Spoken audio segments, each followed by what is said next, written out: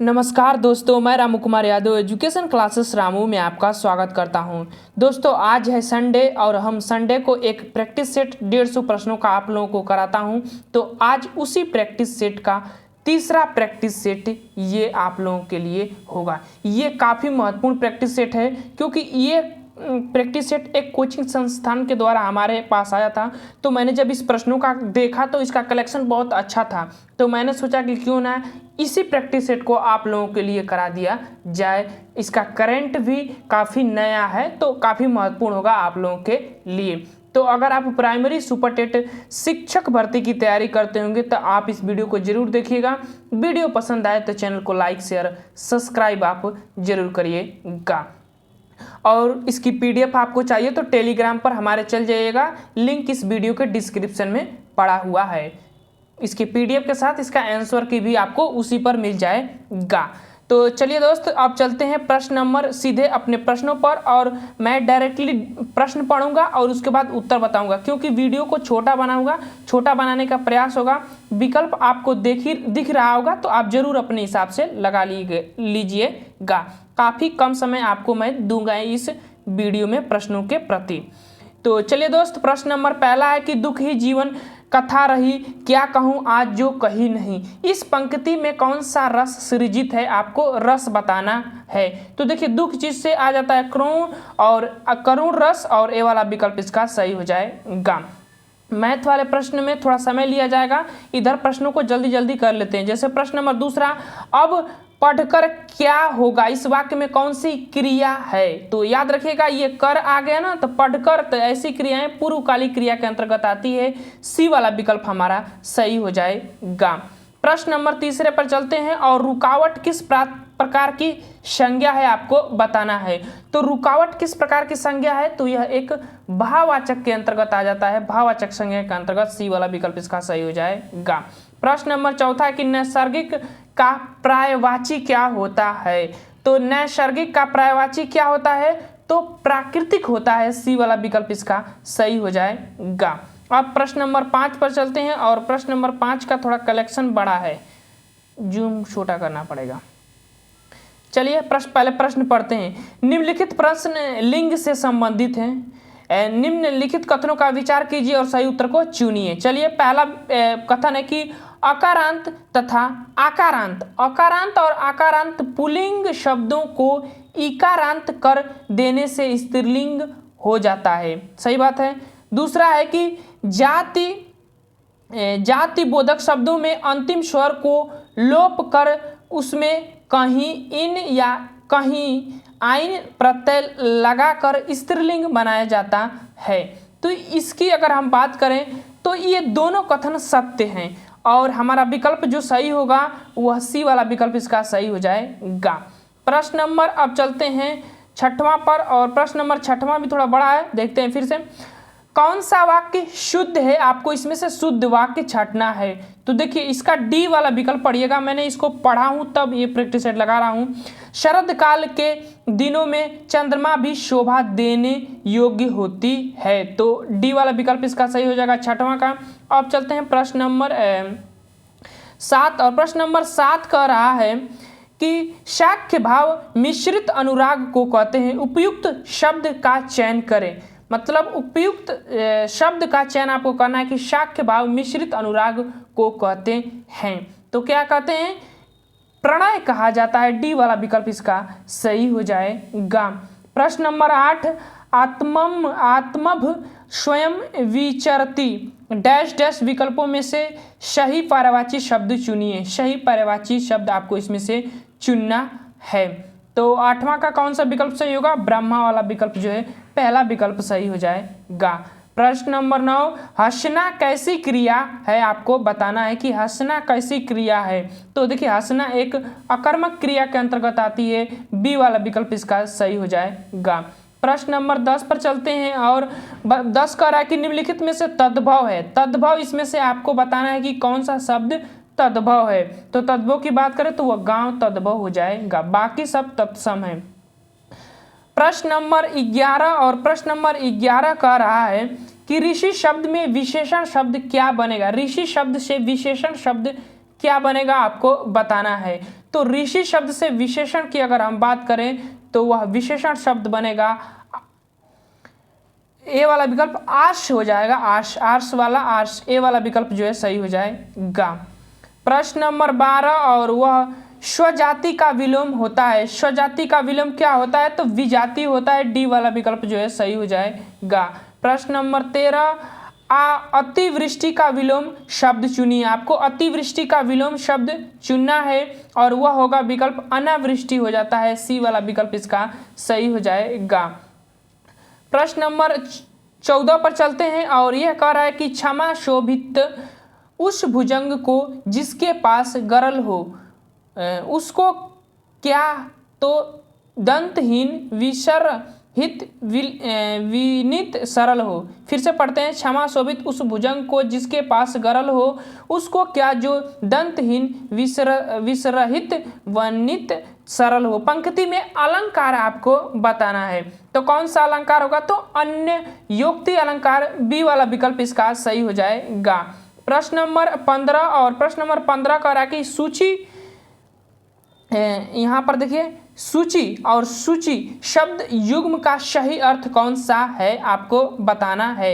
इस शब्द युग्म का सही अर्थ इनमें से कौन सा होगा आपको बताना है।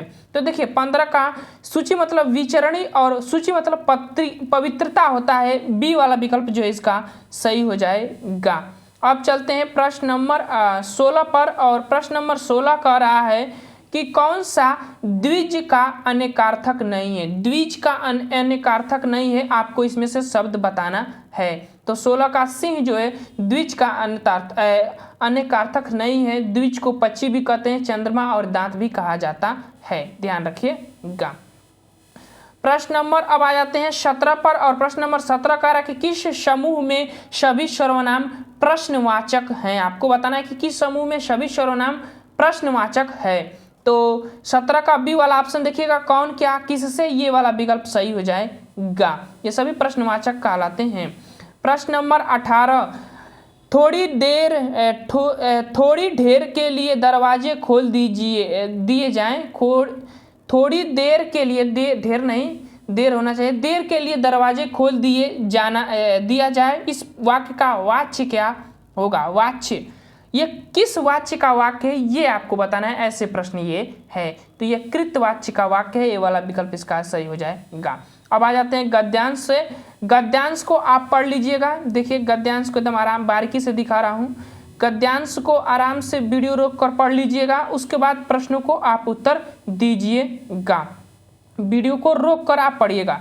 अब चलिए प्रश्न नंबर 19 गद्यांश से देना है उत्तर आपको। 19 कह रहा है कि मिट्टी और धूल शब्द युग्म की तुलना किससे की गई है। इस जो वाक्य गद्यांश दिया है उसमें से आपको बताना है।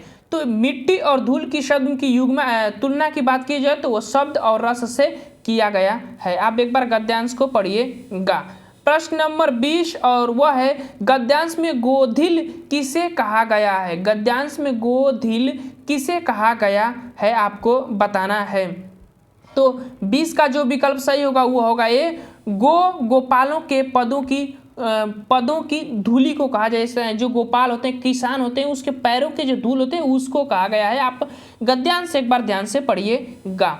अब आ जाते हैं प्रश्न नंबर 21 और प्रश्न नंबर 21 क्या कह रहा है कि 21 है कि vocab can be taught by using the following technique. अब इसमें से जो विकल्प सही होगा डी वाला विकल्प इसका सही हो जाएगा। 21 का प्रश्न नंबर 22 और प्रश्न नंबर 22 कह रहा है कि who said reading make a full man, writing a stead man and the conference a ready man. तो इसका कौन सा विकल्प सही होगा? तो बी वाला विकल्प जो है इसका सही हो जाएगा, फ्रेंसियस बिकम जो है सही हो जाएगा। प्रश्न नंबर 23 है कि which one is regarded as the best styling of the writing. तो 23 का विकल्प कौन सा सही होगा? वो होगा वर्टिकल, ऑप्शन नंबर पहला सही हो जाएगा। हालांकि इंग्लिश थोड़ा मुझे कम आता है, इसीलिए मैं इंग्लिश को ज़्यादा फोकस नहीं करता हूँ। स्ट्रक्चरल ग्रामर इम्फेसिज आपको बताना है। स्ट्रक्चरल ग्रामर इम्फेसिस क्या होता है? तो वह होता है ऑल ऑफ द दीज, इसमें सभी हो जाएगा। Word option tense, phase option tense, structural option tense हो जाएगा। प्रश्न नंबर 25 है कि which method in the based on the theory from example to generalism. याद रखिएगा जनरलिज्म आपको बताना है। इसका कौन सा विकल्प सही होगा, तो इसका कौन सा विकल्प सही होगा 25 का, तो वह होगा बी वाला इंक्लूडिव मेथड जिसको हम कहते हैं।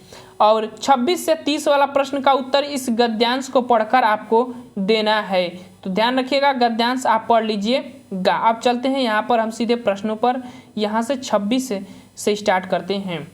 तो चलिए प्रश्न नंबर 26, इसको थोड़ा छोटा करते हैं क्योंकि इसका ग्राफ थोड़ा बड़ा है।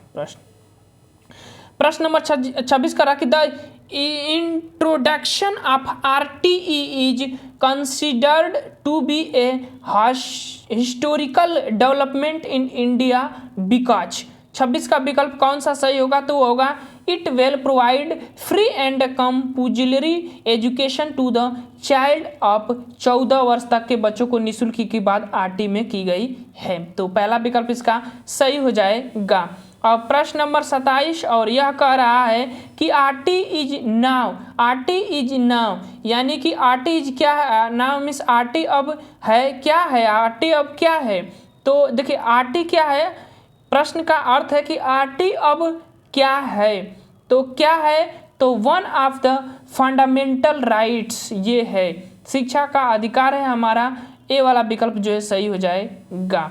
प्रश्न नंबर 28 है कि RT count be effectivity implemented only when dash dash make a collection effect. इसका कौन सा विकल्प सही होगा 28 का, तो वह होगा parents teacher with government and the other considers, ये जो सी वाला विकल्प है इसका सही हो जाएगा। प्रश्न नंबर 29 है कि the right is silent on, the right is silent on, 29 का विकल्प कौन सा, the education of the children falling between in the age group of 0 से 5 वर्ष, अपने ग्रुप में वो ज़्यादा बोलते हैं, ऑप्शन डी वाला जो विकल्प सही हो जाएगा इसका। प्रश्न नंबर 30 पर the most suitable title of the given passage will be, तो 30 का जो है राटी is the strong and the weakness, ये पार्ट होता है, डी वाला विकल्प जो इसका सही हो जाएगा 30 का।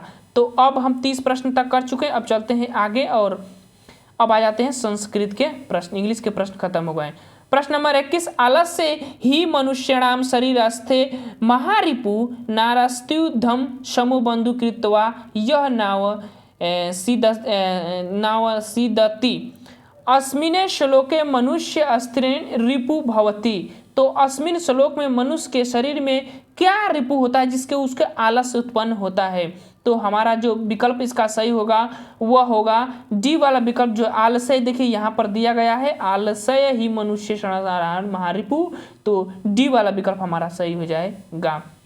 प्रश्न नंबर 32 अस्मिन श्लोके रूपी तात्पर्य भवति, तो क्या जो आलस होता है वो मनुष्य का क्या होता है, शत्रु होता है, सी वाला विकल्प जो है सही हो जाएगा। अब चलते हैं प्रश्न नंबर 33 पंचगंगम पद प्रयुक्ति समास है, तो पंचगंगम में कौन सा समास है, तो अव्ययी समास है। नदीवाची संज्ञा में नदीवाची संज्ञा में अगर संख्यावाची पद आ जाता है तो अव्ययी समास के अंतर्गत आता है। प्रश्न नंबर 34 हरित्राता में कौन सा समास है, तो हरित्राता में कौन सा समास है, तो वह है कौन सा समास होगा, तो वह तत्पुरुष समास होगा, महत्वपूर्ण है ध्यान रखिएगा। प्रश्न नंबर 35 करोति क्रियापद में लकार है, करोति क्रियापद में लकार कौन सा है वो आपको बताना है, तो करोति में लकार की बात करें तो वह डी वाला विकल्प लट लकार हो जाएगा। प्रश्न नंबर 36 है कि भागनी का अर्थ क्या होता है, तो भागनी का अर्थ की अगर हम बात करें तो वह होता है बहन को भागनी कहा जाता है, बी वाला विकल्प जो है इसका सही हो जाएगा 36 का। अब चलते हैं प्रश्न नंबर 37 पर, और काफी महत्वपूर्ण प्रश्न है, काफी बार पूछा जाता है। दा धातु लट लकार प्रथम पुरुष बहुवचन का रूप क्या होगा, दा का, तो दा का लट लकार प्रथम पुरुष बहुवचन में आपको बताना है, तो वह होगा ददती हो जाएगा, ऑप्शन नंबर बी वाला विकल्प जो है इसका सही हो जाएगा। और 38 प्रश्न है कि महेश्वर सूत्रे अच स्वर है। महेश्वर सूत्र में अच मतलब स्वर कितने हैं आपको बताना है। तो महेश्वर सूत्र में कितने स्वर हैं, तो वह 9 स्वर हैं। बी वाला विकल्प जो है सही हो जाएगा। प्रश्न नंबर आ जाते हैं अब 39 पर नदी पद में विभक्ति वचन है। नदी पद में विभक्ति और वचन आपको बताना है। तो नदी पद में विभक्ति और वचन की बात करें तो वह द्वितीय बहुवचन हो जाता है। ध्यान रखिएगा, द्वितीय बहुवचन, बी वाला विकल्प इसका सही हो जाएगा। प्रश्न नंबर अब आ जाते हैं 40 पर और विहाय पद में प्रत्यय आपको बताना है। तो विहाय पद में कौन सा प्रत्यय होगा, तो वह होगा लयप प्रत्यय होगा। डी वाला प्रत्यय जो है, डी वाला विकल्प जो है इसका सही हो जाएगा। अब चलते हैं प्रश्न नंबर 41 और अब हमारा साइंस वाला पोर्शन स्टार्ट हो गया है। तो चलिए प्रश्न नंबर 41 कह रहा है कि कौन सी ग्रीन हाउस गैस वातावरण में सबसे अधिक मात्रा में उपस्थित रहती है। तो कौन सी ग्रीन हाउस गैस वातावरण में सबसे अधिक मात्रा में उपस्थित रहती है, तो वह रहती है कार्बन डाइऑक्साइड, जिसको CO2 कहा जाता है। प्रश्न नंबर 42, विटामिन ई मुख्य रूप से किसके लिए महत्वपूर्ण है। विटामिन ई की बात हो रही है, मुख्य रूप से किसके लिए महत्वपूर्ण है, तो वह लिंग ग्रंथियों की सामान्य क्रिया में इसका प्रयोग किया जाता है। जनन क्षमता जिसको कहते हैं, सी वाला विकल्प 42 का सही हो जाएगा। प्रश्न नंबर 43, पिछड़ा वर्ग आयोग का गठन किया गया था। तो पिछड़ा वर्ग आयोग का गठन कब किया गया था, तो वह किया गया था 1993 में। बी वाला विकल्प इसका भी सही हो जाएगा। प्रश्न नंबर अब 44 पर आ जाते हैं और प्रश्न नंबर 44 कह रहा है कि निम्न में से कौन सा राष्ट्रीय उद्यान का चमोली के निकट अवस्थित है। तो कौन सा राष्ट्रीय उद्यान चमोली के निकट अवस्थित है वो आपको बताना है। तो नंदा देवी जो राष्ट्रीय उद्यान है ना, वह चमोली उत्तराखंड में स्थित है। ध्यान रखिएगा, डी वाला विकल्प 44 का सही हो जाएगा। प्रश्न नंबर 45 है कि संविधान के अंतर्गत उच्चतम न्यायालय से विधि के प्रश्न का राय लेने का अधिकार किसको है। उच्चतम न्यायालय से विधि का अधिकार लेने का जो सलाह है वो किसको दिया गया है, वो आपको बताना है। तो हमारा जो राष्ट्रपति होते हैं वह सलाह लेते हैं, अनुच्छेद 143 के तहत वो सलाह लेते हैं। प्रश्न नंबर 46, 10% का नियम देने वाले वैज्ञानिक कौन है। तो लिंडेमान काफ़ी फेमस वैज्ञानिक है। 1942 में इन्होंने ये 10% का नियम दिया था पर्यावरण के प्रति। तो 42 में ध्यान रखिएगा, लिंडेमान। बी वाला विकल्प 46 का सही हो जाएगा। प्रश्न नंबर 47 है कि मरुस्थल में उगने वाले पौधे कहलाते हैं। तो मरुस्थल में उगने वाले पौधे क्या कहलाते हैं, तो वह कहलाते हैं हमारा सी वाला विकल्प ज़ीरोफाइटस कहलाते हैं। सी वाला विकल्प सही हो जाएगा। हाइड्रोफाइटस जल में उगने वाले पौधे होते हैं। प्रश्न नंबर 48, निम्नलिखित में से कौन सी एक नदी अरब सागर में गिरती है। अरब सागर की बात हो रही है, ध्यान रखिएगा। कौन सी नदी है, तो वह नर्मदा नदी जो है अरब सागर में गिरती है। यह डेल्टा का भी निर्माण नहीं करती है, रिफ्ट घाटी में बहने वाली यह नदी है। तो ध्यान रखिएगा, नर्मदा नदी अमरकंटक की पहाड़ी से निकलती है। अब प्रश्न नंबर 49, किस देश में सर्वप्रथम अम्लीय वर्षा हुई थी। आपको बताना है किस देश में सर्वप्रथम अम्लीय वर्षा हुई थी। तो स्वीडन में 1972 में अम्लीय वर्षा हुई थी। 49 का बी वाला विकल्प जो है सही हो जाएगा।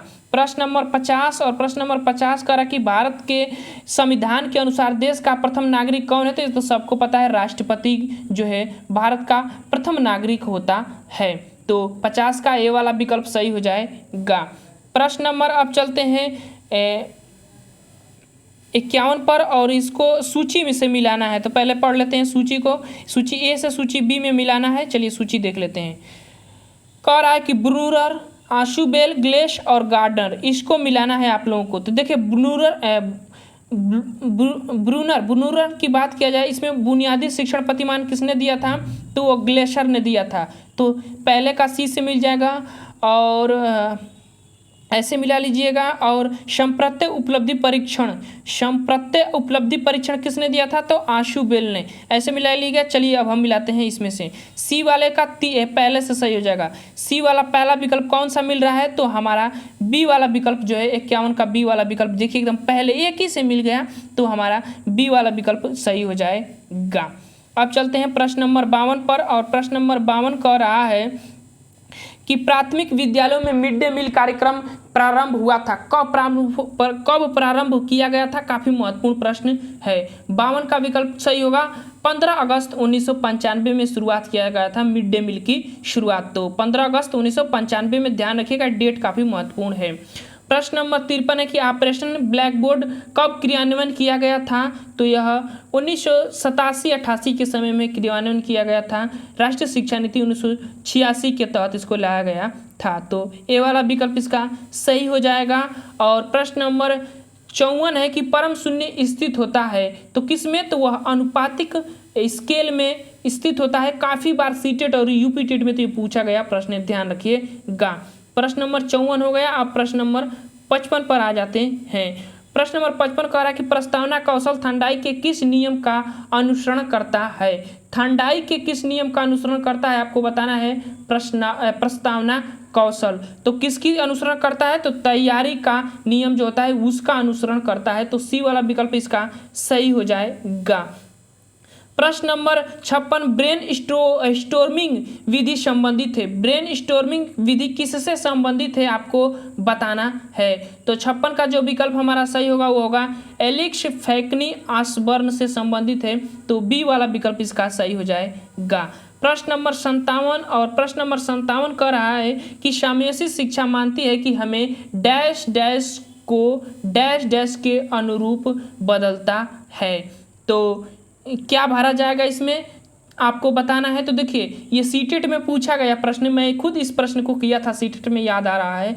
यह व्यवस्था को हमें व्यवस्था को बच्चों के अनुरूप बदलना होता है। ऑप्शन नंबर पहला हमारा 57 का सही हो जाएगा। प्रश्न नंबर 58 है कि बौद्धकालीन शिक्षा में डैश डैश संस्कार से प्राथमिक शिक्षा प्रारंभ होती है। तो बौद्धकालीन शिक्षा मैं पढ़ाया हुआ हूँ, किस शिक्षा से संस्कार से प्रारंभ होता है बौद्धकालीन शिक्षा में? तो वह होता है किस संस्कार से? 58 का प्रवज्ञा संस्कार। आपका सी वाला विकल्प जो है सही हो जाएगा। 58 का सी वाला विकल्प ध्यान से मारिएगा। प्रश्न नंबर 59 जनरल इंस्टीट्यूट मैनेजमेंट पुस्तक किससे संबंधित है आपको बताना है। तो यह पुस्तक हेनरी फेयल से संबंधित है। काफी बार पूछा जाता है general institute management, Henry Fayol का नाम याद रखिएगा। अब चलते हैं आगे और अगला हमारा प्रश्न है कि ब्लूम की टेक्सोनॉमी के संज्ञानात्मक पक्ष के प्रथम 3 चरणों का सही क्रम। काफी बार पूछा जाता है यह प्रश्न, सीटेट में भी पूछा गया प्रश्न है। ब्लूम का जो टेक्सोनॉमी होता है उसमें पक्ष इन्होंने बताया, शिक्षा के पक्ष 3 पक्ष है, उसमें से ज्ञानात्मक पक्ष के जो चरण होते हैं उनके 3 चरण इसमें दिए गए हैं, उसको क्रम से आपको सजाना है। तो कौन सा होगा? पहले ज्ञान होता है, फिर बोध और अनुप्रयोग। बी वाला विकल्प जो है 60 का सही हो जाएगा। प्रश्न नंबर 61 और प्रश्न नंबर 61 कर रहा है कि निम्न में से कौन सी फ्रांसिस गाल्टन की पुस्तक से संबंधित नहीं है। इसमें से कौन सा फ्रांसिस गाल्टन की पुस्तक से संबंधित नहीं है? तो हमारा 61 का सी वाला विकल्प द ओरिजिन ऑफ स्पीसीज, ये तो डार्विन की पुस्तक है, ये इनकी पुस्तक नहीं है, ध्यान रखिएगा। तो पूछा नहीं है तो सी वाला विकल्प इसका सही हो जाएगा 61 का। प्रश्न नंबर अब आ जाते हैं 62 पर और प्रश्न नंबर 62 भी सूची को ए से सूची बी में मिलाना है। तो चलिए हमारे साथ सूची है। अनुकूलित अनुक्रिया का सिद्धांत किसने दिया था?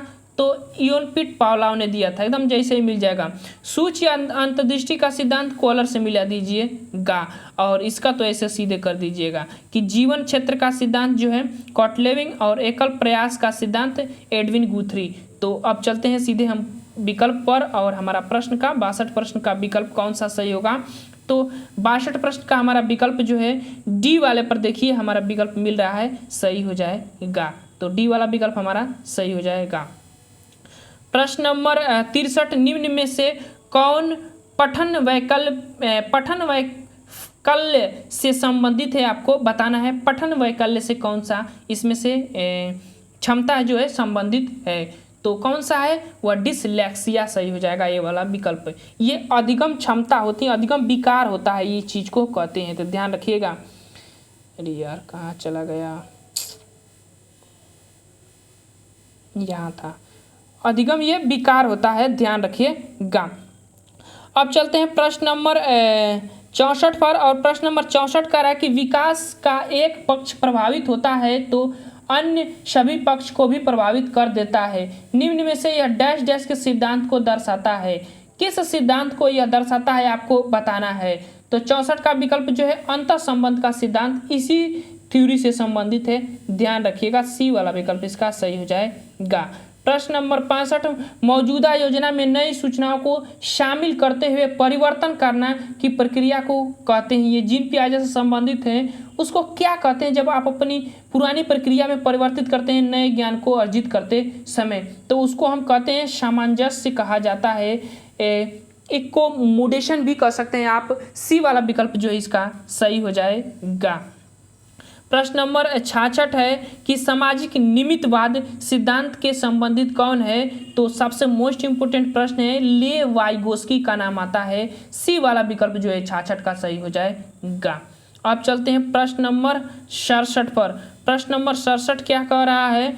अब ये प्रश्न कह रहा है कि डैश डैश महीनों की आयु के बच्चे अधिकांश बच्चे शब्दों को मिलाकर छोटे छोटे वाक्यों में बोलना शुरू कर देते हैं। तो किस उम्र में, किस माह के उम्र में बच्चे ये छोटे छोटे शब्दों को मिलाकर बोलना प्रारंभ कर देते हैं। तो वह 18 से 24 माह के उम्र में। बी वाला विकल्प इसका सही हो जाएगा, ध्यान रखिएगा।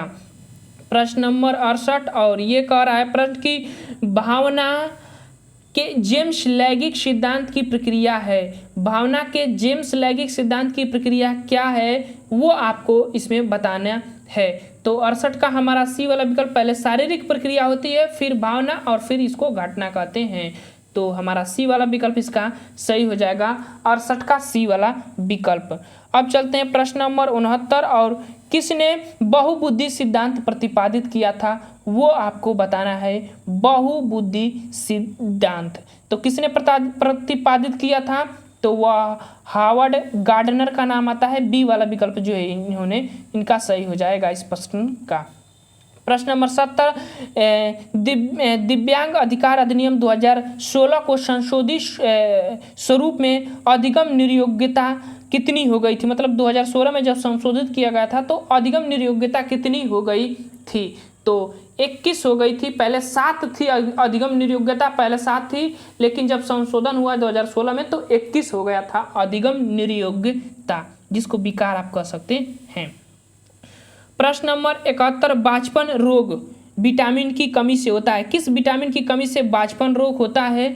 तो वह बी वाला विटामिन सही हो जाएगा, विटामिन ई की कमी से। मतलब बी वाला विकल्प सही हो जाएगा, ये बी वाला विटामिन ना समझिएगा।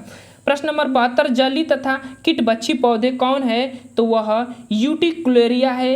पहला विकल्प हमारा सही हो जाएगा, यूटिक्युलेरिया। जली भी है और कीटबच्ची भी है। काफ़ी बार महत्वपूर्ण ये पॉइंट ध्यान रखिएगा। प्रश्न नंबर, निम्नलिखित में से कौन सा चुंबकीय क्षेत्र का मात्रक नहीं है। नहीं है आपको इसमें से बताना है कि कौन सा नहीं है। तो वो वेबर जो है चुंबकीय क्षेत्र का मात्रक नहीं है, बाकी तीनों चुंबकीय क्षेत्र का मात्रक है।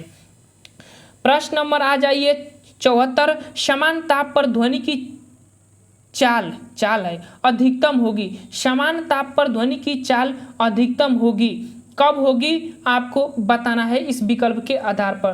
तो H2 गैस में जो है ध्वनि की चाल सबसे अधिक होती है। तो ऑप्शन नंबर पहला 74 का सही हो जाएगा। अब चलते हैं प्रश्न नंबर 75 पर और ये कह रहा है कि पृथ्वी के केंद्र पर किसी पिंड का भार होता है। तो पृथ्वी के केंद्र पर किसी पिंड का भार कितना होता है। तो वह होता है 0 होता है। ये वाला विकल्प जो है हमारा सही हो जाएगा। अब चलते हैं प्रश्न नंबर अगला और हमारा अगला प्रश्न 76 है और वह कह रहा है कि रुधिर संवहन जो कोशिकाओं से अलग होकर कोशिकाओं में ही समाप्त हो जाती है क्या कहलाता है। तो उसे हम वृक्कीय संवहन कहते हैं। वृक्कीय संवहन, ए वाला विकल्प जो हमारा सही हो जाएगा। प्रश्न नंबर 77, बाइनरी अंक पद्धति में डेसिमल अंक 16 का मान क्या होता है। तो क्या होता है 10,000 होता है। बी वाला विकल्प जो इसका सही हो जाएगा। प्रश्न नंबर 78, नारियल के रेशे किस भाग में मिलते हैं। नारियल के रेशे किस भाग में मिलते हैं आपको बताना है।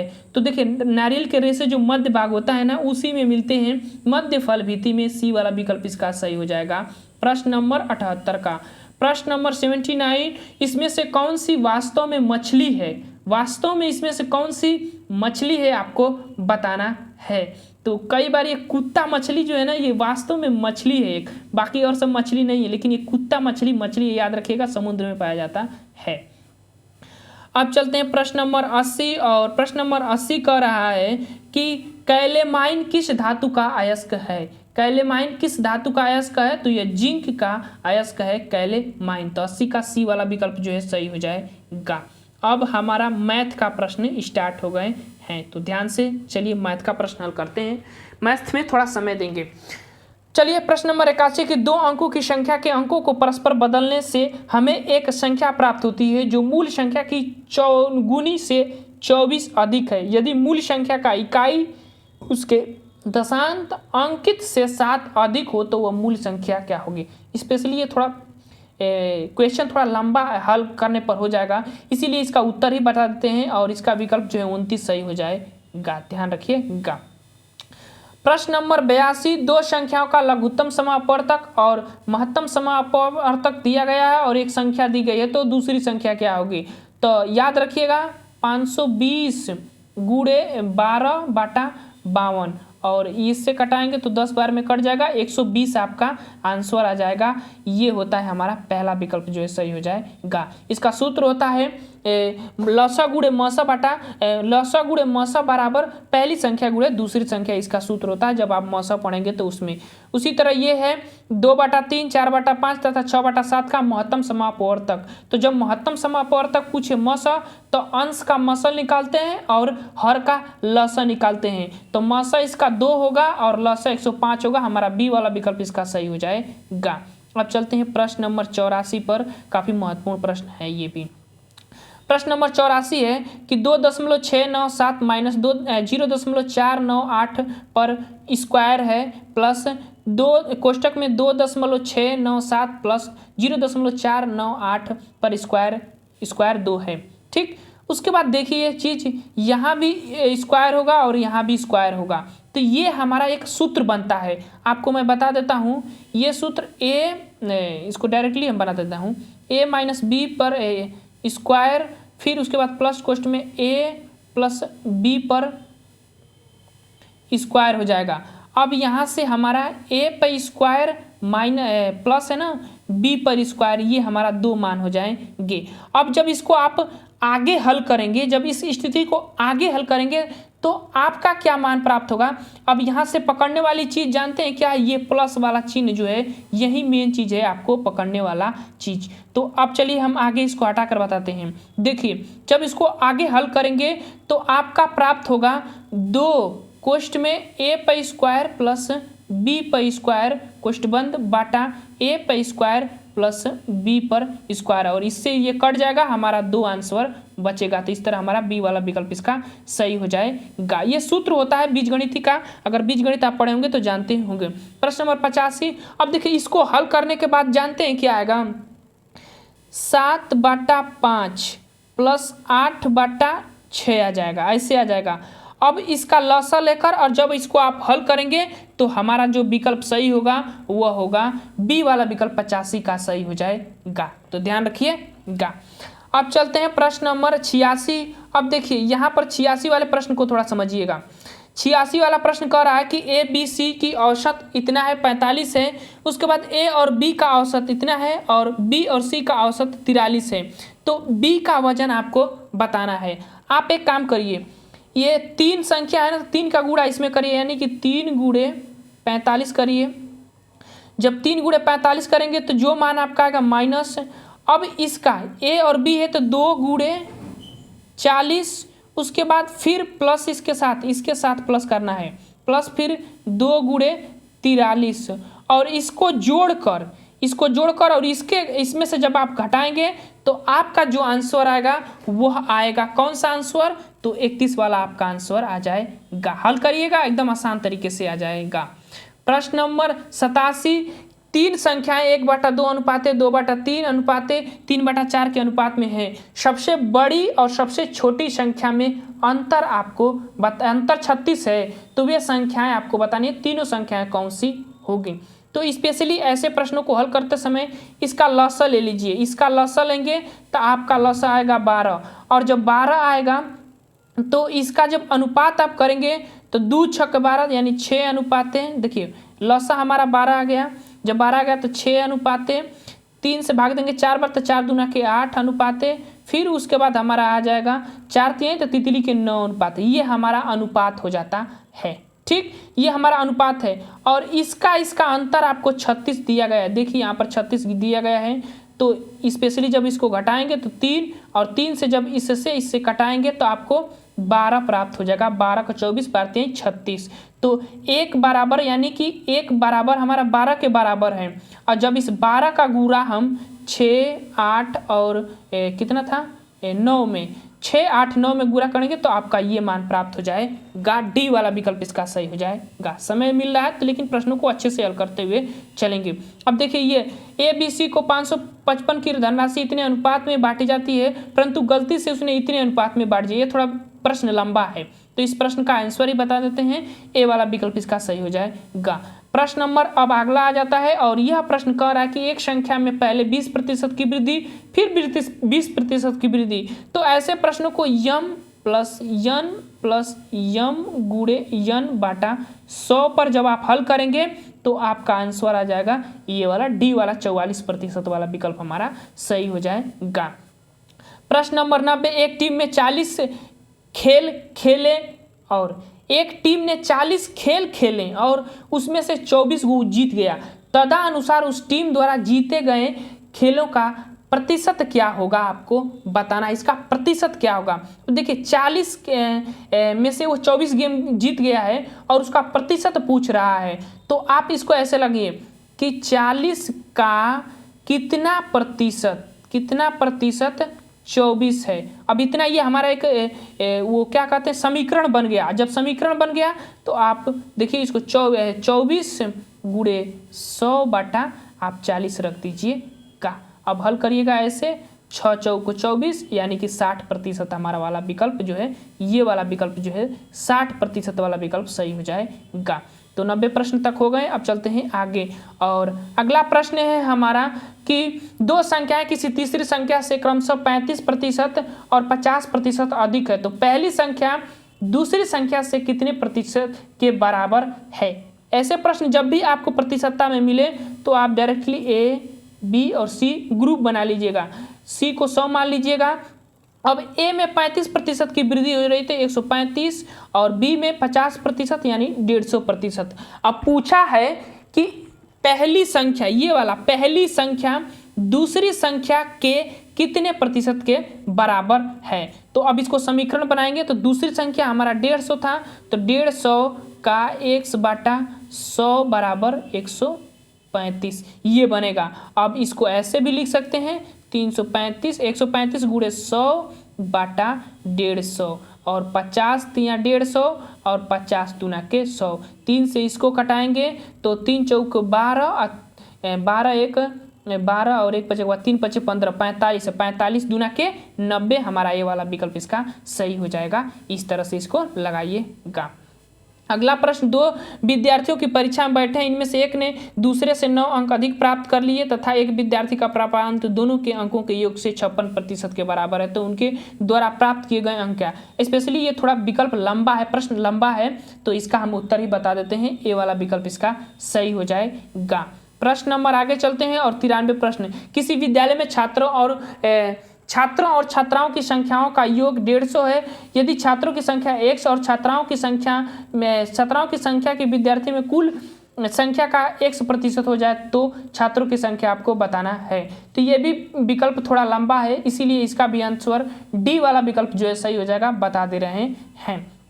चलिए आगे चलते हैं और प्रश्न नंबर 94, 125 पर स्क्वायर है प्लस 25 प्लस 125 पर स्क्वायर गुणा का निशान, फिर 25 फिर गुणा का निशान, फिर 5 पर क्यू है और बराबर के बाद कड़ी में 5 पर x प्लस 15 है। अब जब आप इसको हल करेंगे तो 5 को इसको फैक्टर करिएगा क्योंकि 5 का घन है, तो 3 दूनी के 6 घात वो बचेगा, प्लस जब भी गुणा का निशान रहे और आधार समान होने पर घात आपस में जुड़ जाते हैं, तो यहाँ भी 5 का स्क्वायर हो जाएगा, तो 2 प्लस इसका 3 बराबर इसका हो जाएगा कितना, अब 1/2 कर दीजिएगा तो इसका हो जाएगा x प्लस 15/2 ये हो जाएगा, ऐसे हो जाएगा। और जब इसको आप हल करेंगे ना तो आपका आंसर क्या आएगा, आपका आंसर आएगा ये 7 आंसर आएगा, जो है कि ये सी वाला विकल्प इसका सही हो जाएगा। हल करिएगा, जैसे मैंने समीकरण बैठा दिया हूँ आप लोगों के लिए, हल करूंगा तो ज़्यादा समय लगेगा।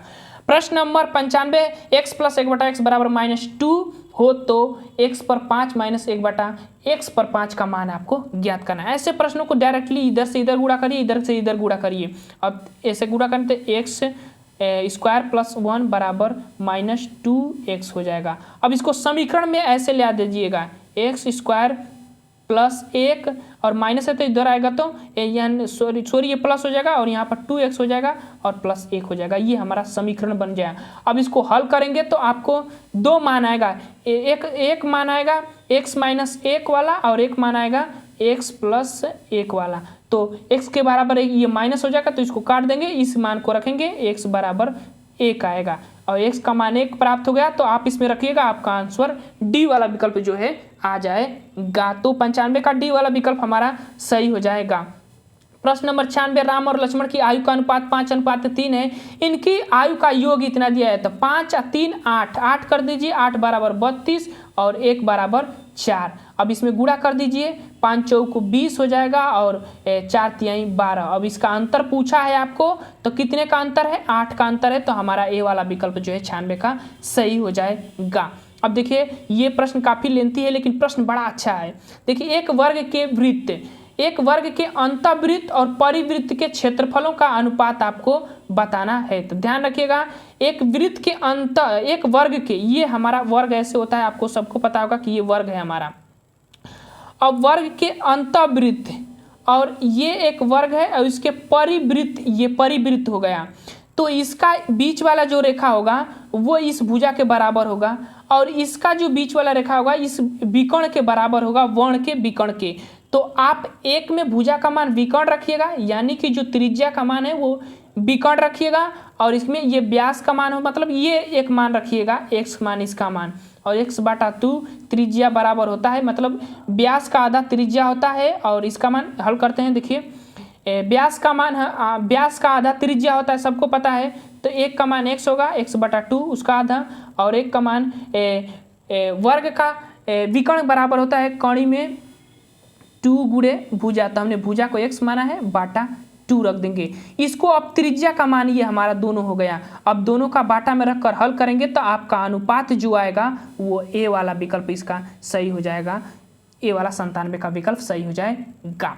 अब चलते हैं आगे और अगला हमारा प्रश्न है 98 प्रश्न, और यह प्रश्न भी थोड़ा घुमावदार है। एक समबाहु भुज का प्रत्येक भीतरी कोण y कोण से दोगुना है तो बहुभुज में भुजाओं की संख्या क्या होगी। हालांकि ये प्रश्न घुमावदार है, इसीलिए हम इसका बी वाला विकल्प जो मार देते हैं, सही हो जाएगा, बी वाला विकल्प इसका सही हो जाएगा। अगला पॉइंट, एक व्यापारी अपनी वस्तु के क्रय मूल्य में 45% अंकित अधिक और अंकित करता है, उसी अंकित मूल्य में 20% की छूट देता है, तो वस्तुओं पर उसे होने वाले लाभ आपको बताना है। तो उसे कितने प्रतिशत का लाभ होगा ये आपको बताना है, तो उसको 16% का लाभ होगा। 99 का डी वाला विकल्प सही हो जाएगा।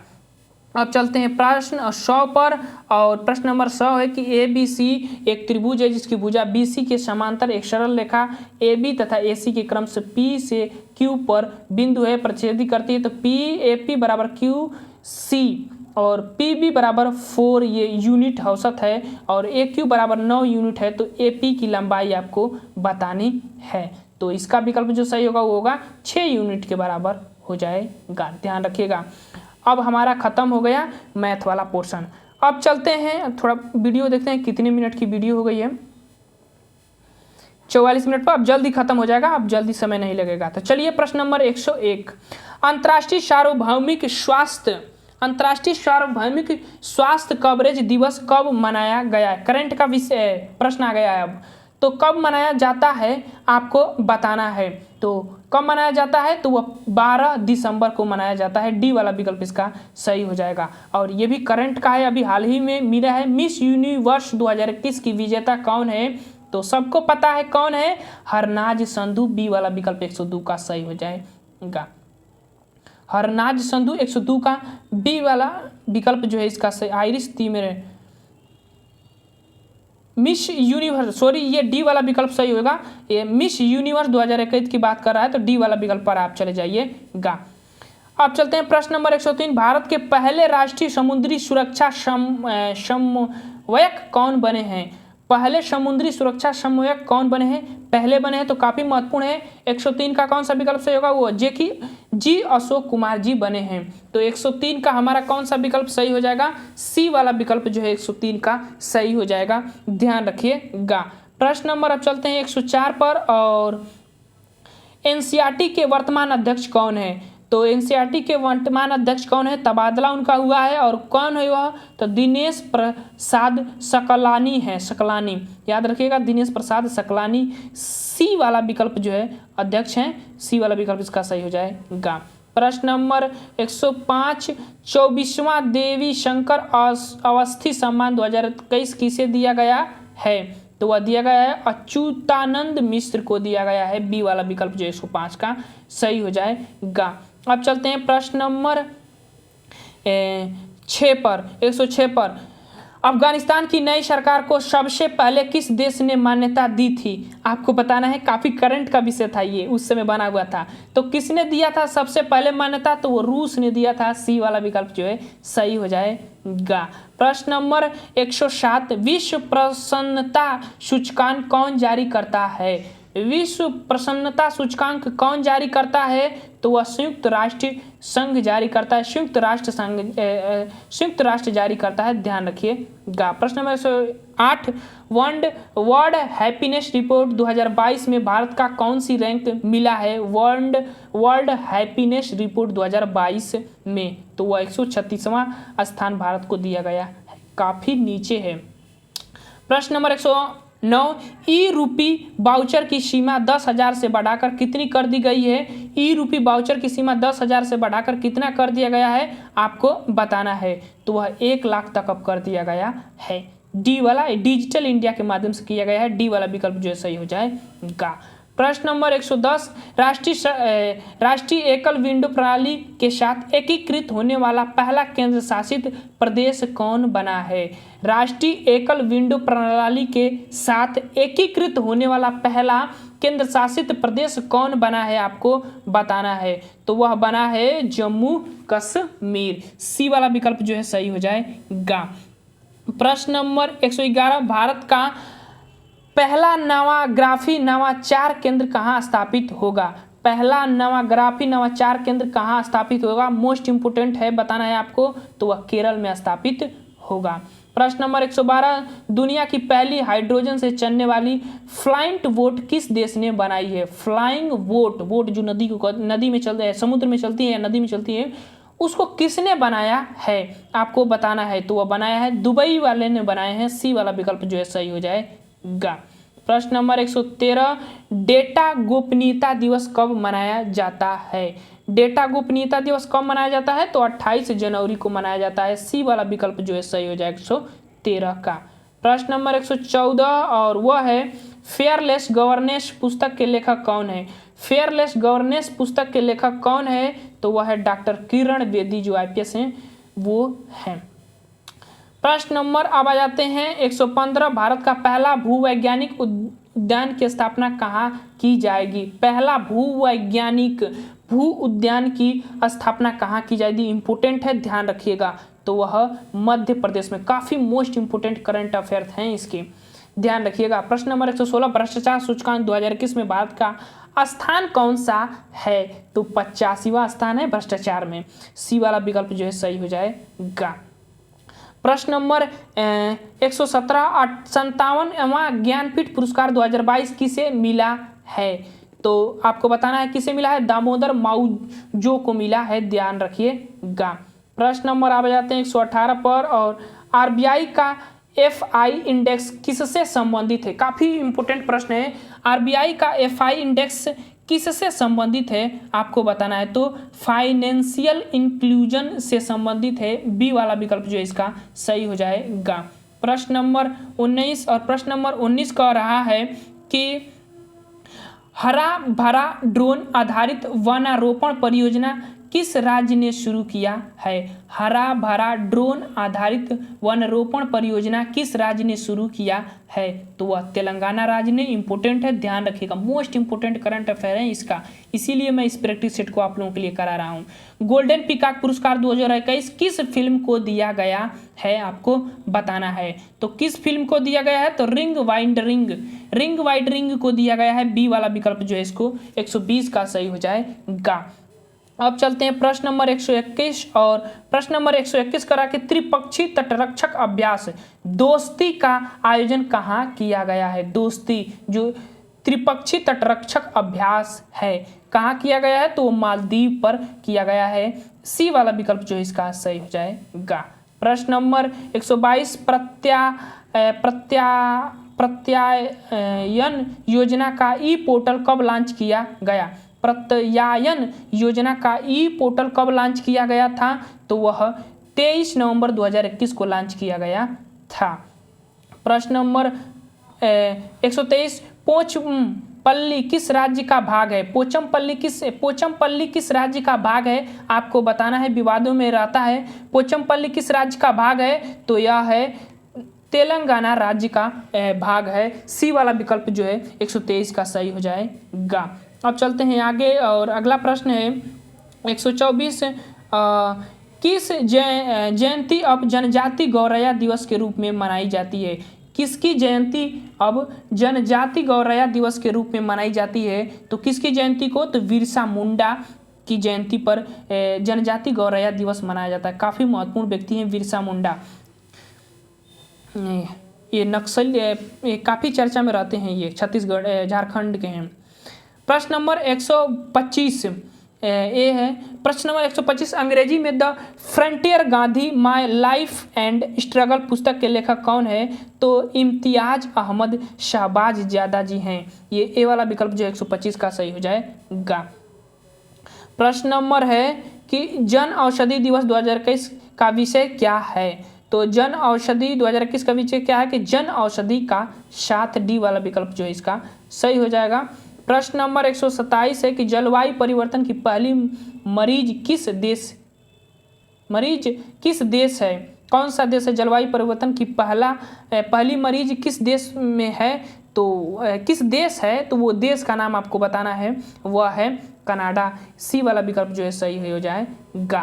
प्रश्न नंबर 128 पर्यावरण प्रदर्शन सूचकांक 2021 में भारत का स्थान कौन सा है? तो वह है 168वां स्थान है पर्यावरण प्रदर्शन सूचकांक में भारत का।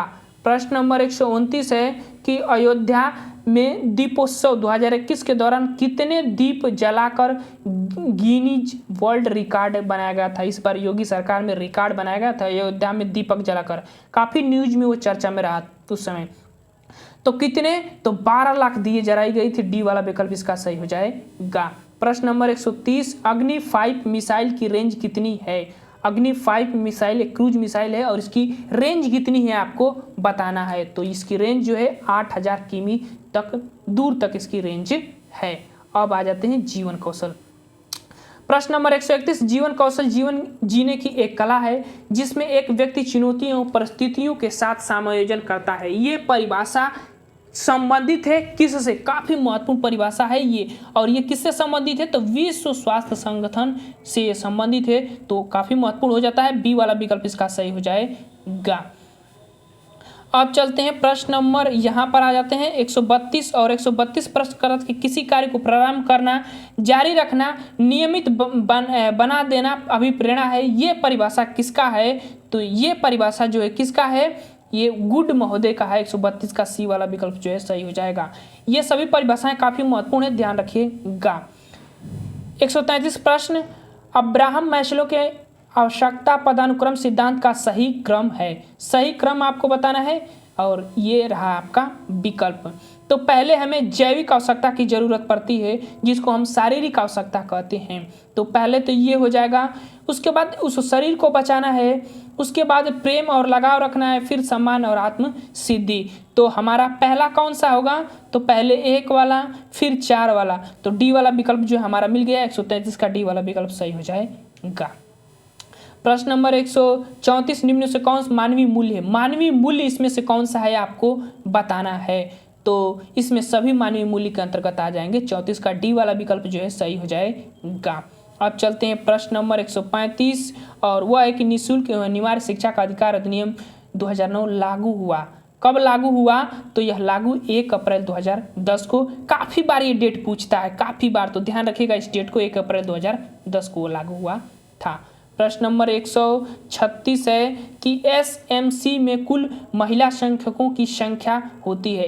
एसएमसी में कुल महिला सदस्यों की संख्या कितनी होती है? तो इसमें 8 महिला सदस्यों की संख्या होती है। सी वाला विकल्प इसमें सही हो जाएगा। प्रश्न नंबर 137, प्राथमिक स्तर पर सीखने की अभिवृत्ति को बढ़ावा देने के लिए प्रयोग किया जाता है। क्या प्रयोग किया जाता है प्राथमिक स्तर पर अभिवृत्ति को बढ़ावा देने के लिए? तो क्या? तो वो सभी जानते हैं, पुरस्कार को दिया जाता है, बढ़ावा दिया जाता है। प्रश्न नंबर 138, निम्न में से कौन व्यावसायिक आचरण नीति में शामिल नहीं है? तो कौन नहीं शामिल है? तो बी वाला विकल्प ऐसे ही दिख रहा है। आप लोग जब पढ़े होंगे व्यावसायिक आचरण और नीति मेरी वाली वीडियो, तो उसमें सीधा ये नहीं दिया रहेगा। प्रश्न नंबर 139 है कि दंड और पुरस्कार के घटक हैं। किसके घटक हैं दंड एवं पुरस्कार? तो वह घटक हैं व्यवहारवादी सिद्धांत के घटक हैं। ए वाला विकल्प जो है सही हो जाएगा।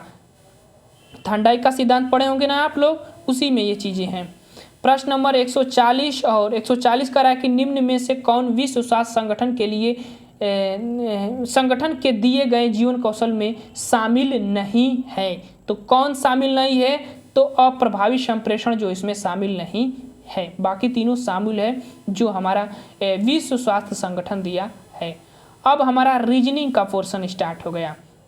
अब प्रश्न नंबर 141, 5 प्रश्न रीजनिंग से होते हैं। सीमेंट, ईंट और भवन निर्माण सामग्री बीच संबंध को भली भांति दर्शाने वाला आकृति के आरेख कीजिए। सीमेंट, ईंट और भवन।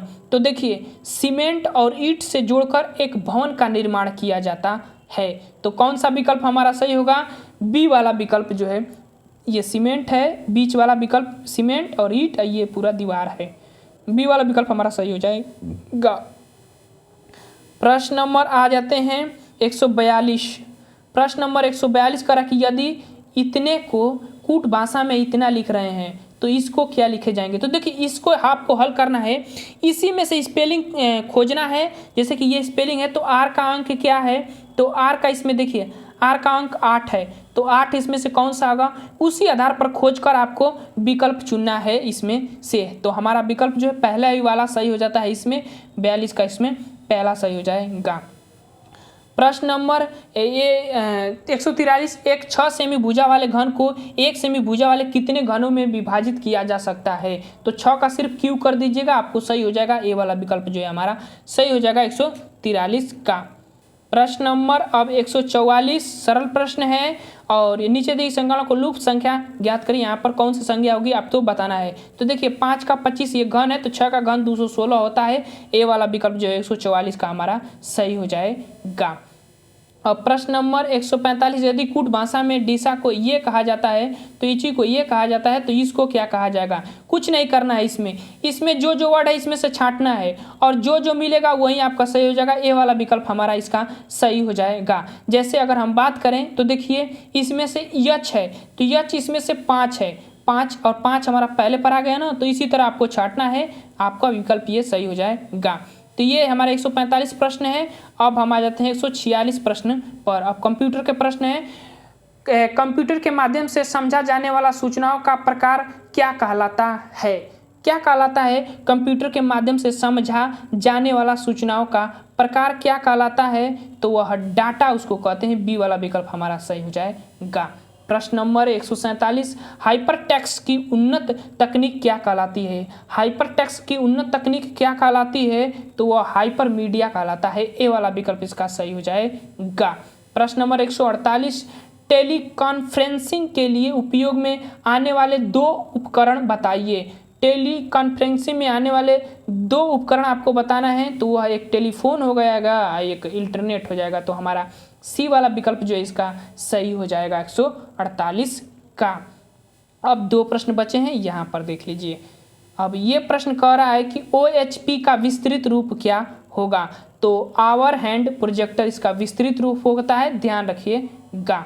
अब प्रश्न नंबर लास्ट है और यह है MSC ऑपरेटिंग सिस्टम किस कंपनी के मोबाइल में उपयोग होता है। MSC जो ऑपरेटिंग सिस्टम होता है MSC वह किस कंपनी के मोबाइल में इसका यूज किया जाता है, तो किसके में किया जाता है, तो एप्पल कंपनी इसका यूज करती है, मैस का MSC ऑपरेटिंग सिस्टम का यूज करती है, तो डी वाला विकल्प इसका सही हो जाएगा। तो चलिए दोस्त वीडियो को समाप्त करते हैं। वीडियो पसंद आए तो चैनल को लाइक शेयर सब्सक्राइब आप जरूर करें। Thank you for watching this video.